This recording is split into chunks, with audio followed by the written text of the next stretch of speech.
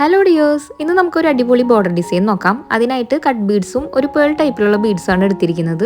ആദ്യം എവിടെയാണോ നമുക്ക് വർക്ക് ചെയ്തെടുക്കേണ്ടത് അവിടെ ഒരു ലൈൻ വരച്ചു കൊടുക്കുക. അതിനുശേഷം 1.5 സെന്റിമീറ്റർ ഗ്യാപ്പിൽ ഒന്ന് മാർക്ക് ചെയ്ത് കൊടുക്കണം. വരച്ചെടുത്ത ലൈനിൽ കംപ്ലീറ്റ് ആയിട്ട് കട്ട് ബീഡ്സ് ഒന്ന് തുന്നിയെടുക്കാണ്. Needle number 9 normal threading use ചെയ്തിട്ടാണ് നമ്മൾ ഈ വർക്ക് ചെയ്തെടുക്കുന്നത്. എല്ലാവരും ചോദിക്കുന്നുണ്ട് നീഡിൽ നമ്പർ എങ്ങനെ അറിയാമെന്നുള്ളത്. അതിന്റെ പാക്കറ്റിലാണ് മെൻഷൻ ചെയ്തിട്ടുണ്ടാവുക. ബാക്കി വർക്ക് കാണുന്നതിന് മുമ്പ് ഇതുപോലുള്ള വർക്കുകളൊക്കെ ചെയ്ത് പഠിക്കാനായിട്ട് ആവശ്യമുള്ള beginners kit, beads kit, embroidery stand, kundan stones ഒക്കെ നമ്മൾ സെല് ചെയ്യുന്നുണ്ട് കേട്ടോ. ഓർഡർ ചെയ്യാനായിട്ട് സ്ക്രീനിൽ കാണുന്ന വാട്സ്ആപ്പ് നമ്പറിലോട്ട് മെസ്സേജ് അയച്ചാൽ മതി.